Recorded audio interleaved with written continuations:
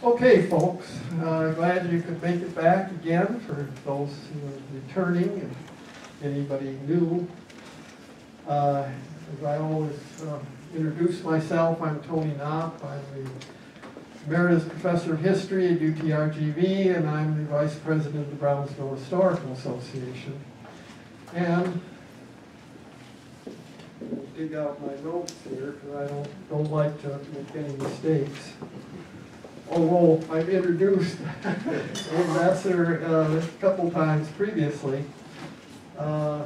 This is Juan Carlos Cuey Vega, who is the Mexican consul here in Brownsville, and it's always a real delight to have him speak to people here in Brownsville. He is, I suppose we were supposed to get questions kind of back and forth, and we will. But I'm going to take advantage of my opportunity to introduce him because he has an impressive resume. He's from Mexico City originally and attended the Universidad Iberoamericana, which is one of the most prominent universities in Mexico. He has a law degree from there.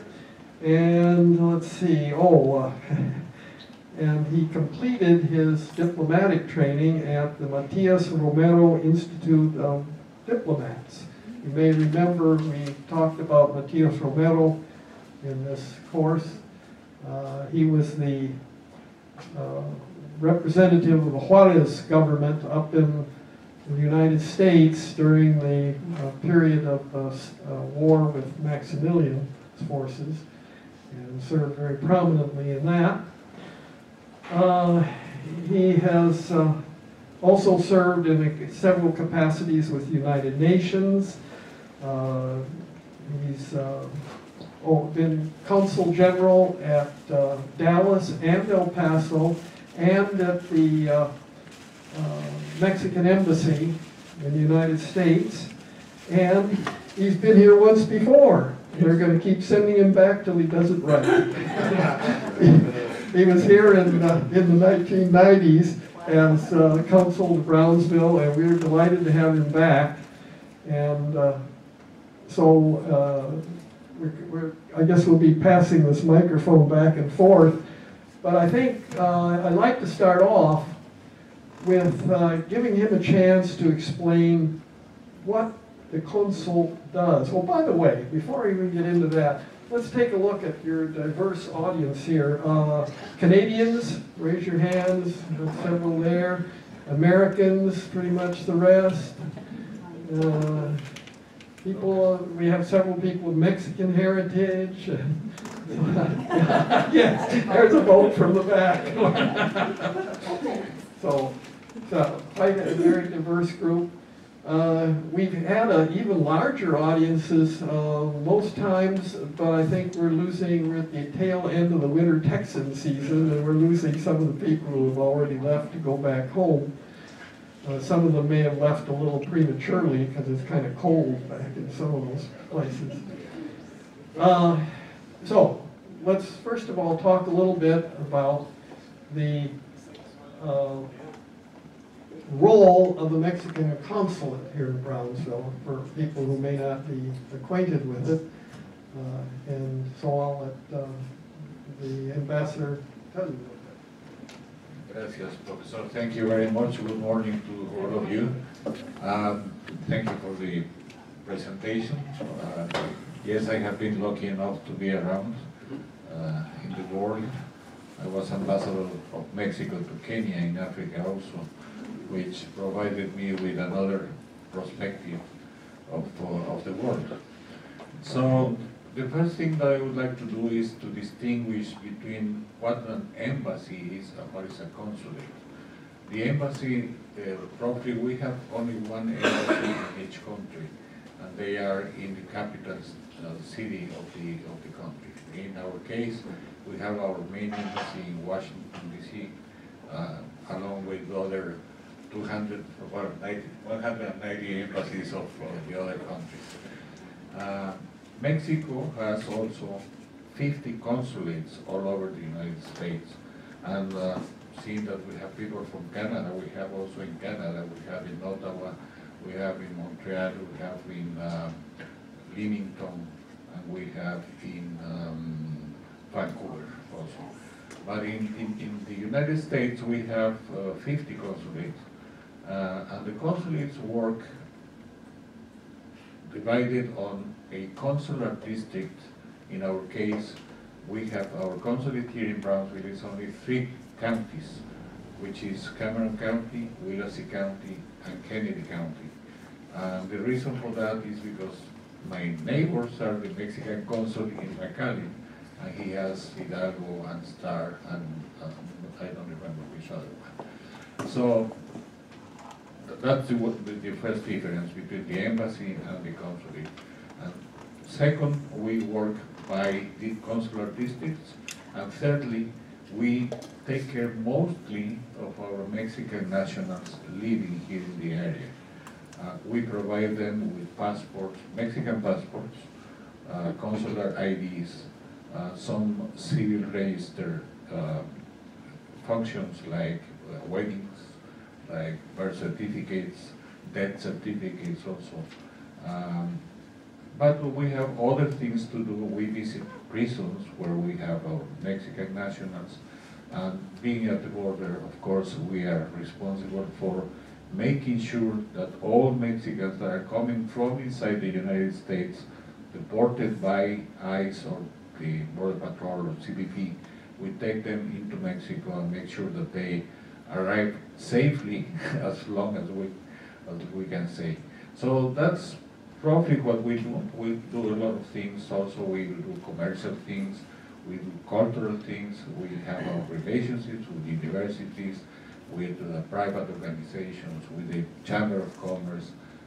So that's what we do. And we have been, the Mexican consulate in Brownsville is the second oldest consulate of Mexico in the United States.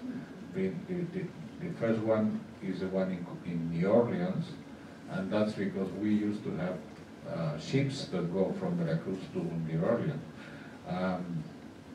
But the second one is Brownsville, Texas.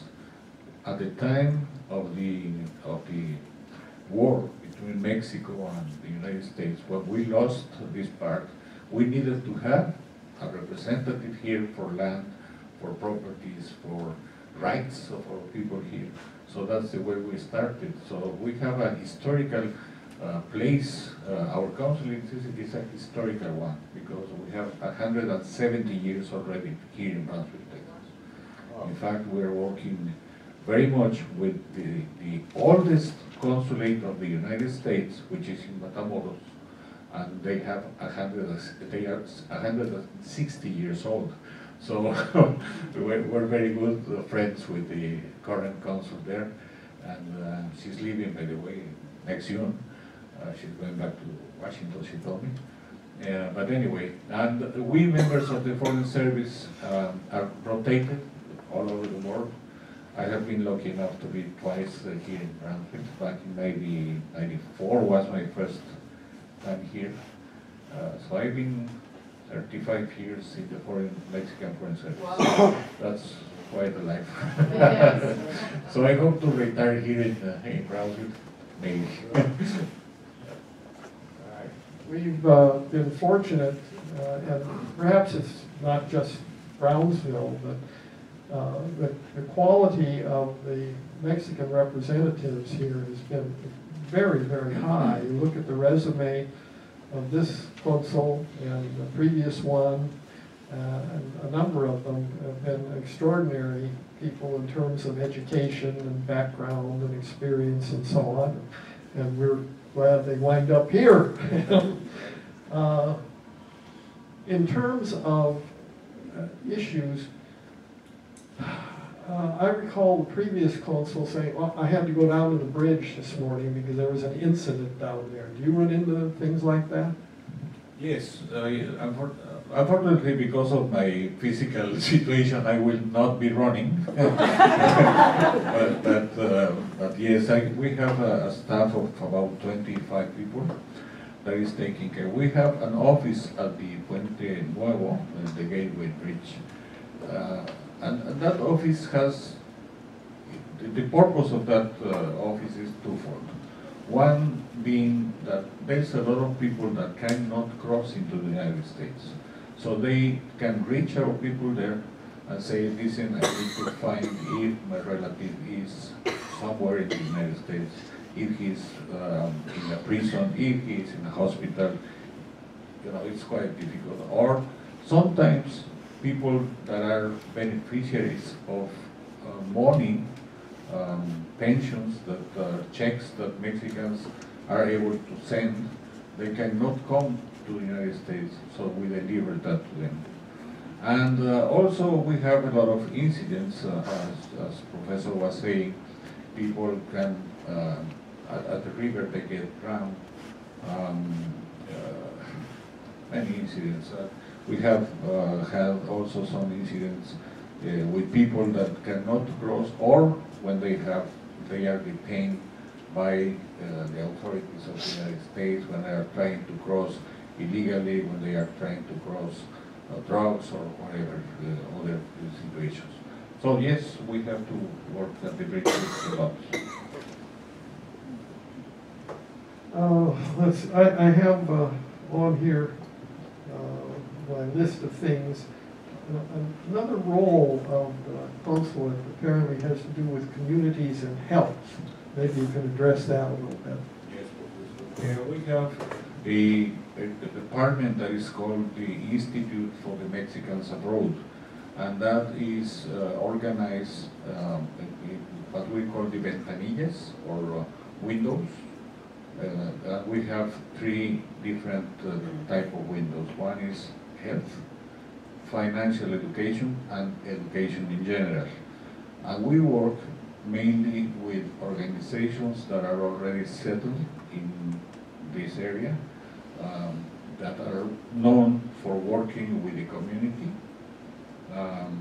and sorry, with the issue of health, we have some agreements with other institutions so that we can have a, let's say, like a truck going around taking blood pressure tests, diabetes, eye, and some dental issues also. So what we need is to inform our community that they need to be healthy. That's one issue. The other thing is we need to teach our people how to use the money. That's why we have a financial window for educating them how to open an account, how to pay their taxes, how to send money to Mexico without being so expensive as it used to be in the past, and many other things, but mainly teaching them how to handle their money for the rest of their lives, to build up credit history and so on. And on the other issue, education in general, we have a lot of people that left Mexico without finishing their basic education. So we provide them with studies that they can finish the elementary school that they started in Mexico. They can finish it in here by online, let's say online, and they will get a certificate from Mexico that will be just an achievement for them, so that they can read, they can write, and they can express themselves better. So we have a lot of work with the community. Of course, certainly, our office has 5 areas. One being documents, which I already explained at the beginning. Then we have protection of Mexican citizens abroad. That means taking care of their rights. Being, we see immigration issues, labor issues, criminal law, and domestic violence, basically. And then we have this Institute for the Mexicans Abroad, which has a lot of programs. Certainly not only this program, but we have a lot of them involving kids, for example, trying to make kids understand that if they were born in Mexico or if they were born in here, how to go about integrating themselves into the society. That is a very important thing for us, so that they learn how to live in society in the United States. And then we have the Cultural and Economic Department and Tourism Department, which is headed by Diana, by the way. And so we work with the Chamber of Commerce. We have also promoting tourism.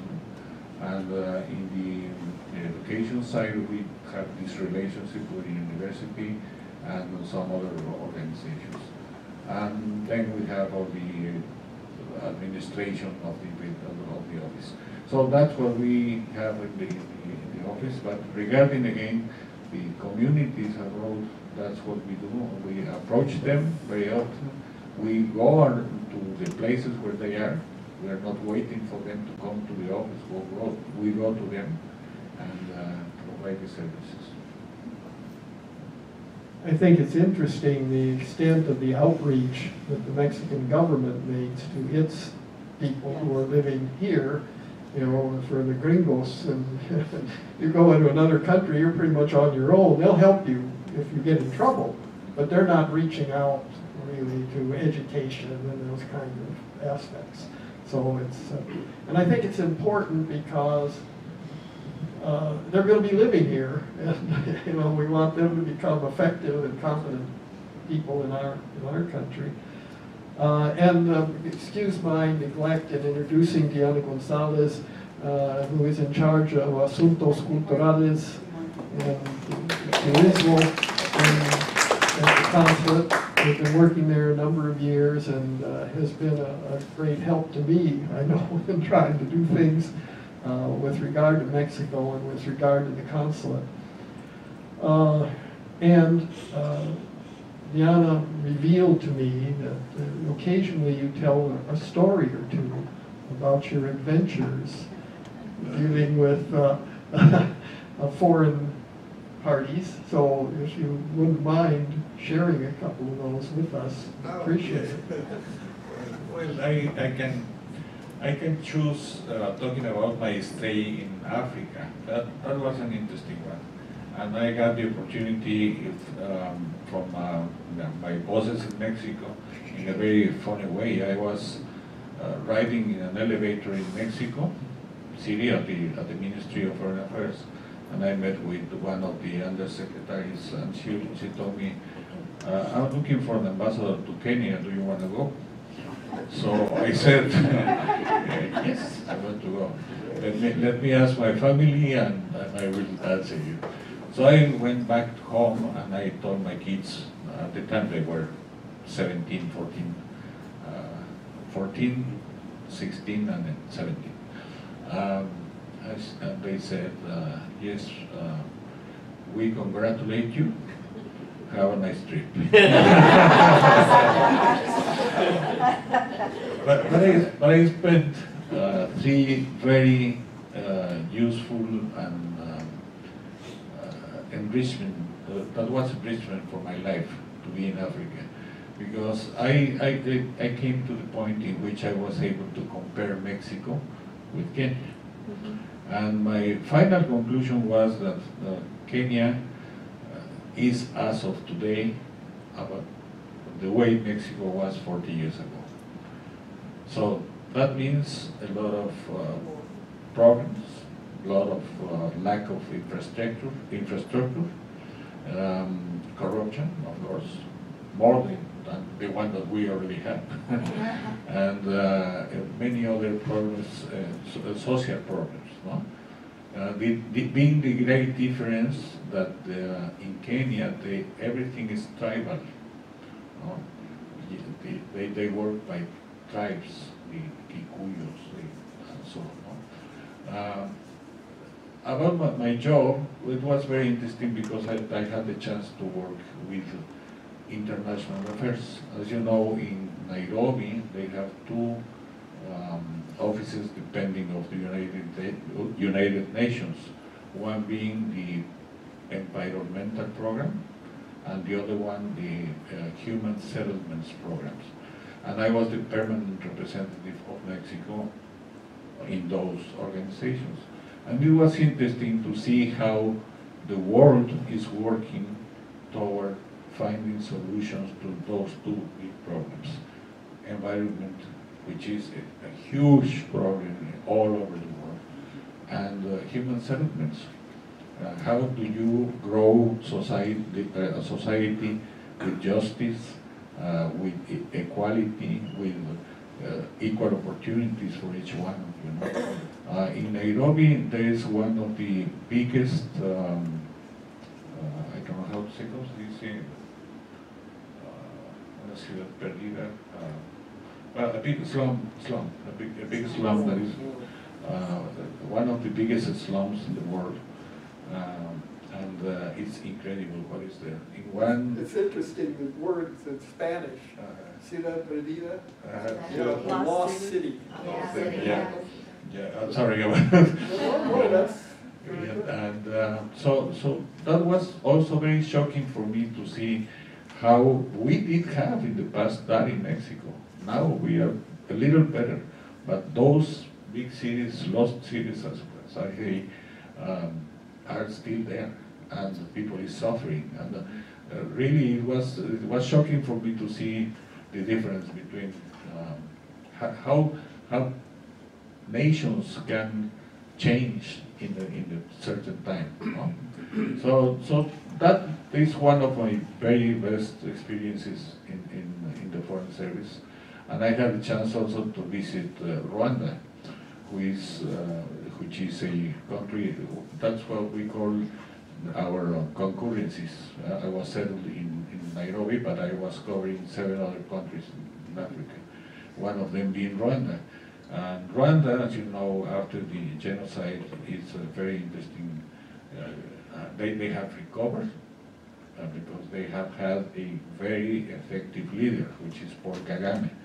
And he was he is still a leader, he's still the president of Rwanda.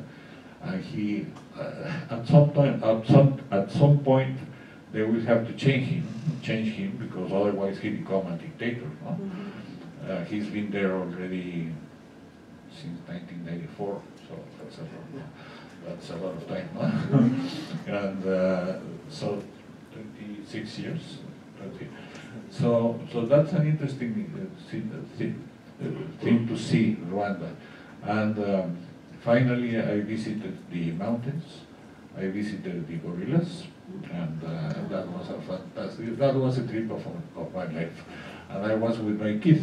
My kid was by then 16, 17 years old. And when we came back from the mountains, he said, "I have no doubt that the gorillas are our fathers." So I said, well, not exactly, but so those are one of the things interesting in my life. How long were you there? 3 years. 10? 3. Oh, 3 years. Thank you. Let's see, what else do I want to bring up here? Well, a few questions about Mexican history. Now, I tried to give him advance warning, so these are kind of general questions, but we haven't looked at the recent period in Mexican history yet. We will look at that next week as our last session. We were up really into the period of well, the end of the revolution, 1940 at this point. So they may not know much about any of the more recent developments. But in terms of leadership in Mexico, and all too often I find myself talking about the history in terms of presidents. But in Mexico, presidents have been very important, dominant figures in many cases. So I think it's entirely appropriate. But looking at it from that perspective, who do you see as in past, Mexico's past, as an outstanding leader, and who would you consider as a very negative figure? Well, that's a difficult question. But if I have to answer the first one, who is, in my view, one of the past presidents or Mexican presidents in the past important, and who was definitely definitely important in the change of Mexico was Benito Juarez. For me, it was Benito Juarez. He was able to bring some different ideas, to bring some different law in Mexico. I think it was very important to divide the power of God and the power of the land, so that everyone has its own competence, no? And that was an important change in Mexico, because that was the way in which the civil society was able to develop without the influence and without the manipulation of the Catholic Church. At that time, I'm talking about that time. So what I think is Benito Juarez was a very important one. Now, negative presidents, I don't know, each one of them was able to have their moment. No? That's what I can say. I mean, if you think on the Mexican Revolution, I can say, for example, the time of Porfirio Diaz, for many people in Mexico, that was the most strongest moment of Mexico. And I can think of that. It was a time in which the Mexican Railroad was built, in which there was a strong hand being able to control the country. But that was a country of 15 million people by then. And but now we are at 130 million. So it's a different country. So that's why I say, if I take the latest presidents, I can tell you who I do not believe was a good president. No? But I wouldn't do that. That's the difference. Consul, I will. Well, if you consider that I have been 35 years in the Foreign Service, I have worked with six different presidents, starting with Miguel de la Madrid, Carlos Salinas, Ernesto Zedillo, Vicente Fox, Felipe Calderón, Enrique Peña Nieto, and now this López Obrador, better known as AMLO. All of them have provided different views of Mexico. And in terms of my job, which is foreign service, I would say that Mexico has had a pretty good image on the other countries, except in one period when we started with the big issues of drug trafficking, crime, organized crime, and corruption. Let me check here what I have. Very political answers. Now, this is something that I think about every once in a while. For example, with the United States, the violence of, for example, the American Civil War. Now, it did end slavery, so that's an important factor. But can anything like that be worth the cost of millions of lives? And that's why I raise the same question for you with regard to the Mexican Revolution. So worth the cost? Well, yes. There's, I would look at numbers first, so that I can try to help to understand. As we were saying, at the time of the Mexican Revolution, there were, in 1910, Mexico used to have about 15 million people. When the 15, now 15. So when the revolution ended, Mexico had 14 million. So that's 1 million less. That's why people say that during the Mexican Revolution, 1 million people died. But let's look at it in different ways. Not all of them died because of the revolution. One. Second, at that time there were a lot of diseases like the one that we are having now, because but it was not the coronavirus, maybe it was the virus or something. People died also for that. And one important thing is that during that time, people wasn't born because people was busy on the war.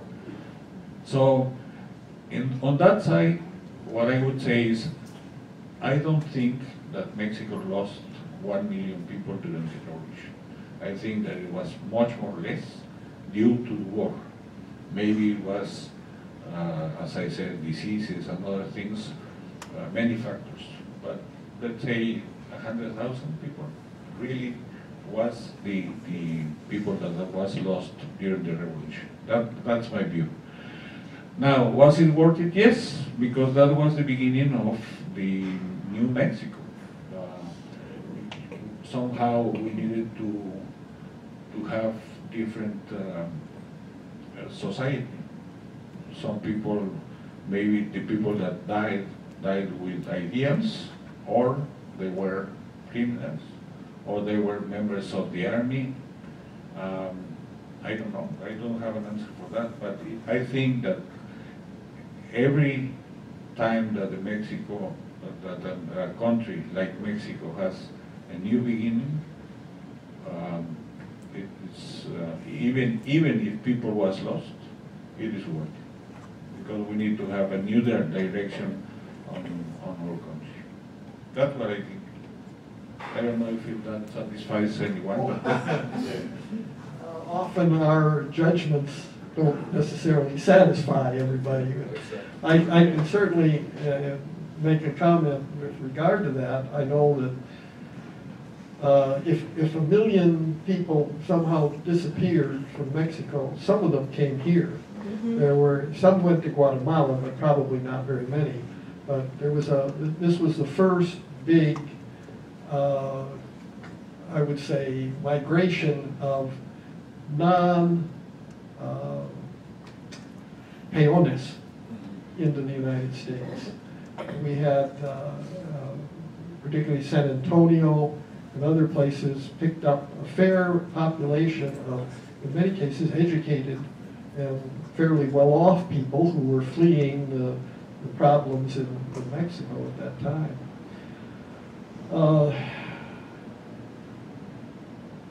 And I mentioned this before to this group, at least briefly. I think that Alvaro Obregón provided a tremendous service to Mexico by consolidating the revolution in 1920. It brought an end to the threats of massive violence, although the violence continued from time to time. There were some more uprisings, but he presented the kind of consolidation that made it possible in the longer term for Mexico to move ahead. Let's see what else I have on my list here. What is the attitude that Mexicans have, in your opinion, about their history? Do they have a sense of pride? Is there a sense of resentment? Is it towards the people who were their leaders? What's the kind of feeling that they have about their history? Well, I would say that there are certain educated people that is familiar with Mexican history, that really that know the history, and because they know the history, they are able to have a better understanding of the relationship with other countries, especially with the United States, which is by far our best known history for Mexico. But I would say that unfortunately the new generations in Mexico are not familiar with the history. So they don't have a particular idea of what is going on, and they are acting more on what is said by the majority of the people. It's sad not knowing our history, because if you do not know the history, you commit the same mistakes again. That's my feeling. That's personally, if you make the same mistakes, if you don't know your past, you make the same mistakes. No? But that happens with the history. And unfortunately, I feel that people in Mexico, the young people, the so-called millennials, they are not familiar with that. I don't know if that is happening in the US, but in Mexico, that is happening. You can ask people about Benito Juárez, you can ask people about Porfirio Díaz, you can ask Victoriano Huerta, Álvaro Obregón, Lázaro Cárdenas, and they don't know anything about that. And that's sad. Now, regarding the United States, I would always say that Mexico has this mixed feeling about our relationship, about the history of our relationship. And the mixed feelings are, most of Mexicans would like to be like the United States. They would like to have all the things that you can reach and get in the United States. But at the same time, there is this misconception that, oh no, the gringos, they attack us, they took the half of our territory. No? This is the common feeling. And at the same time, people want to be in America. it's a dual feeling that they have. No? We all have that feeling. I mean, sometimes in Mexico, I have been around in the United States for most of my foreign service career. I mean, I've been in Dallas, in El Paso, in Brownsville, in Washington, so in North Carolina. So for me, it's very familiar to be here and to understand that I feel that after so many times I have come to understand Americans, thinking that everything in America is local politics. No? That's an important thing, that the difference between Mexico and the United States. In Mexico, we still have the powerful president that will answer all the questions, that will provide all the answers to every problem in Mexico. And here not. You have to talk to the city manager, and that's it. That's the big difference between our countries. Now, to answer your questions regarding history, again, I feel that unfortunately in Mexico we are losing the knowledge of our history, and that is going to be, it's going to have its consequences in politics, in economics, in all the society. There's a little sheet that I used to hand out, I wish I'd brought it along now, to my students, called Disney Max Un Breve Historia. And what it was is a compilation of questions that were asked of elementary, junior high students in Mexico about their history. And they put together kind of a comical story, because it's so distorted and wrong, and exactly confirming what you're talking about, that people don't know. Because we do it about the United States, about our knowledge of our history and what the students know in the U.S., and you're confirming that the problem is more universal than just the United States. Part of our problem here in the U.S., I think, is that there's history offerings have dropped off considerably, particularly in the college level. Mm-hmm. They don't want to offer or require more, even less, American history. So Americans are less knowledgeable about their history than perhaps ever before. And often, sometimes, a rather sad way in which history is taught. I can remember my expensive military school that I attended as a high school student, that the teacher would come in and say, open the book to the end of the chapter and do the who, what, and whys. There were terms, it was called who, what, and why, and there were terms there, and what we were supposed to do was just look them up in a book and write them down. Mm-hmm. And apparently that was supposed to be teaching. Well, yeah. Pretty sad.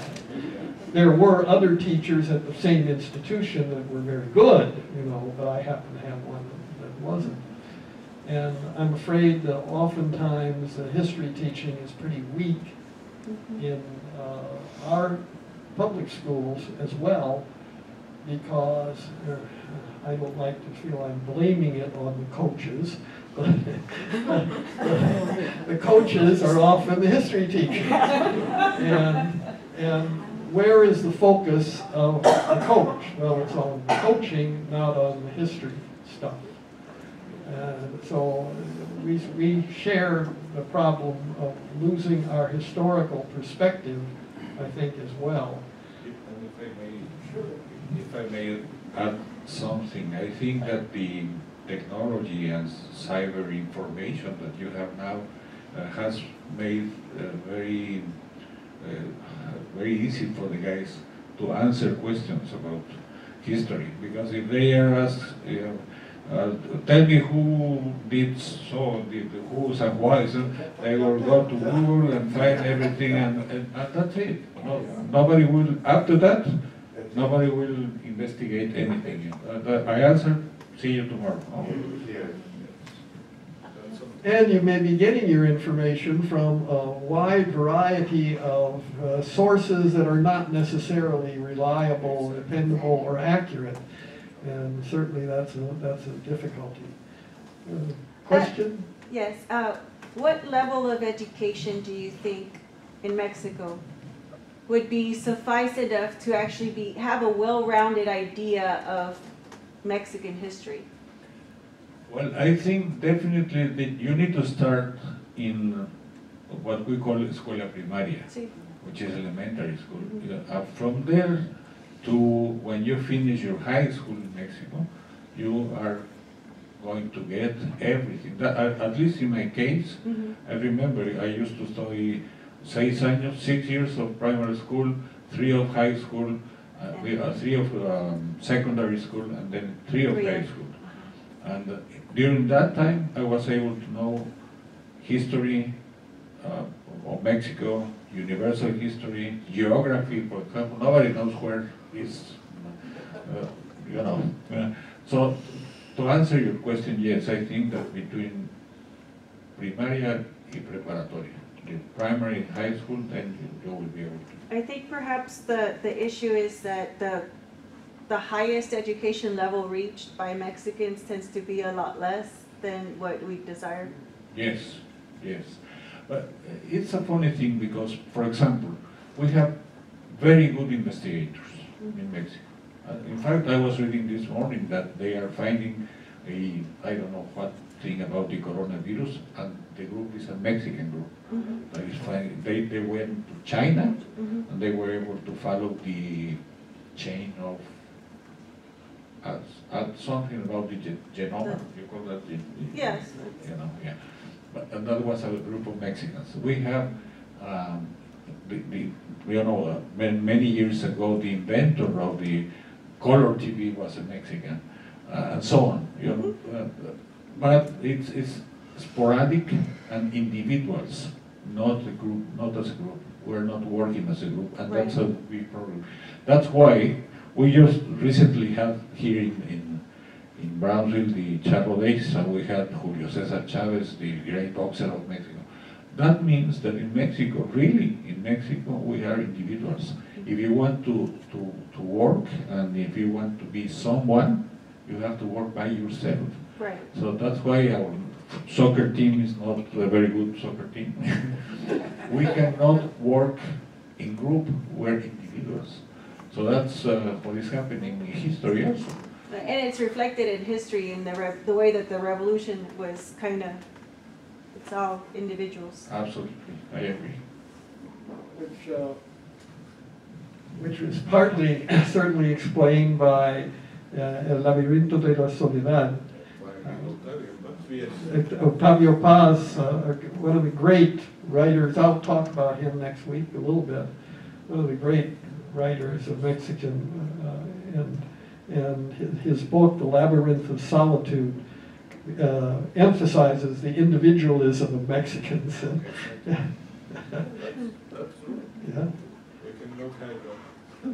Doc? I wanted to ask you, I've heard several people resent from Mexico, the fact that this used to be Mexico, do you come across that and people still irritated by it? I think that there's very few people that already feels that like that. In the past, yes, there was a lot of people. Even there is a very good book that is called Propiedad Ajena, for foreign property or the property of the others. I don't know how to say that in English. And it has to do with that. People coming from Coahuila to Texas to recover that land that was lost at the time of the war or so on. Yeah, but not anymore because of what I was saying. I mean, kids do not know about what happened in the past. And when you see the map of what Mexico lost, you see, yes, we lost it, but now we have to ask, what if we had that?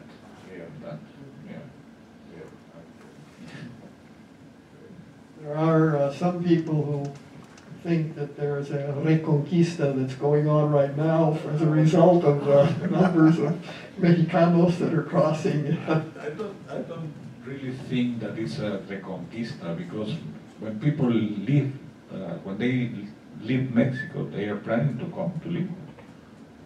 Many, few of them are planning to go back, no?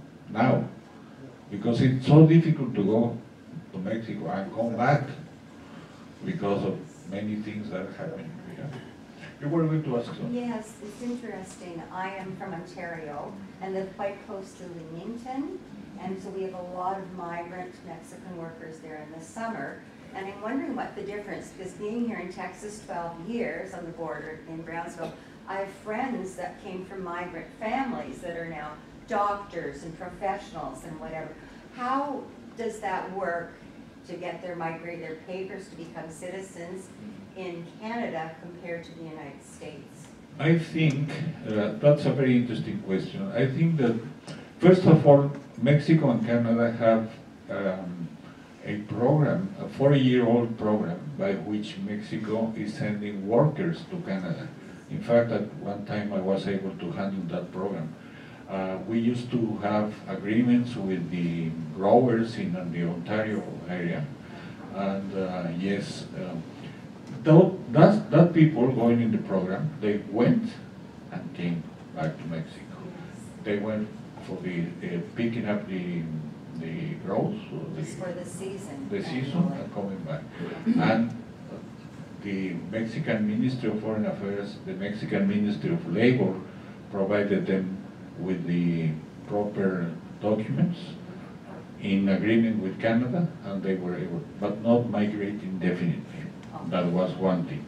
The second wave of Mexicans was a lot of people applying for asylum in Canada. And that became a big issue between Canada and Mexico, because most of those people were applying without really having a real cost to apply for asylum. But the goodwill of the government of Canada was issuing the asylum to Mexicans. Many of them are already there, but they had to stop that policy, and that's why Canada started to put the visa requirement for Mexicans to go to Canada, which created a lot of problems between our countries. But finally, the new government of your country decided to eliminate the visa, and now we are able to go. What is going to happen in the past, in the future? I think that if the immigration policy in this country, in the United States, continues to be as hard as it has been for many people, people will go to Canada. Yeah?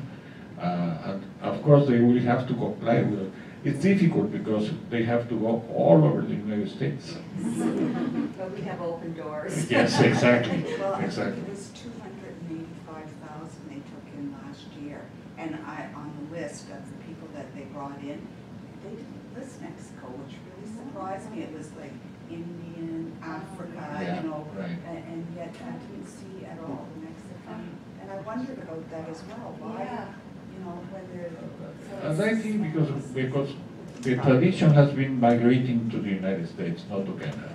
not to any other country. But at some point in the future, they will apply for work permit.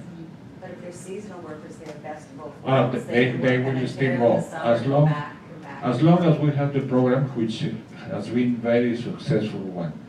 In my view, that's something that we have to have with the United States. Yes. But instead of having a huge program, maybe we need to work with each American state having the same program. But Thank you. Well, one of the, I'm sorry, the one. Okay. well, maybe one of the problems is the perception that Mexicans may have in Canada, that may have an open door, but it's a refrigerator door. Right, exactly. But actually, Ontario is on the same actually latitude as San Francisco. So it's very warm, Leamington, where we work. It's a long growing season. Beautiful, really. We have a consul in Beijing. Yes, I could have to go and visit. The question is that, Do you think that the immigration policies and the way Americans treat Mexicans, as far as the government's concerned, is equitable and fair in comparison to how we treat Canada? We're not putting a wall on the Canadian border, and we treat Canadians differently than we treat Mexicans down here. Yeah. And that doesn't seem fair to me, and it seems discriminatory. And what is the consulate's view of that kind of situation? Yeah, it's a very complicated issue, but to answer your question, yes, there is a difference between the treatment that Canadians and Mexicans receive when applying for their visas to come to the United States, be it as tourists or be it as professionals. They have a different treatment. Why? Because the United States has its own policies. We have to be respectful of them because we cannot ask for them to change that. But what we can do is to ask for Mexicans to comply with all the requirements that now, if you look at it from the point of view of equality or justice, I think that sometimes we haven't been able to explain all the benefits that Mexican migration has brought to the United States. We haven't been able to explain that. a little perhaps historical background on that, discussing the reason that we have so many who have come up here and stayed rather than going back and forth. Well, we had a system where they could come and go back, the Brownsville program, which the United States ended. But already you'd established a pattern then of Mexicans being able to come up and work. So then that's when I would say the largest aspect of illegal immigration began to really take off at that point. There's still some farm labor that we have moving back and forth today, but the closing off of the Brownsville program, rather than enhancing it, I think is what created the desire for Mexicans to, well, from their perspective, the necessity of staying in the United States because you couldn't really go back and then expect to get back in. And that was a big part of the problem. It became expensive. Yeah, expensive to have to do that back and forth. We have to use the coyotes. Yeah, exactly. Well. It became a big issue. Well, I think we've kind of run the course for our hour today, and I want to express my gratitude to Consul and Ambassador Cueveda for coming to us, and the Mexican consulate has always been most cooperative, and we appreciate their perspective and their help in educating people about U.S. relations with Mexico and about Mexican history. So thank you for coming.